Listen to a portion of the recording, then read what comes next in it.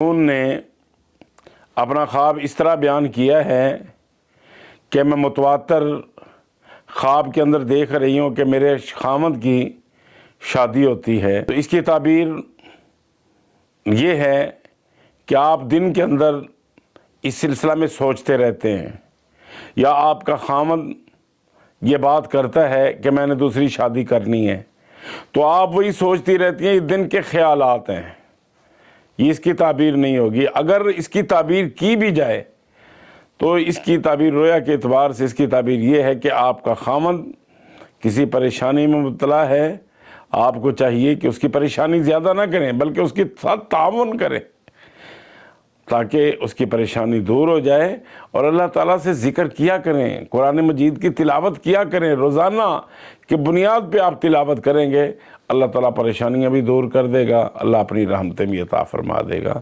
آمین ثم آمین۔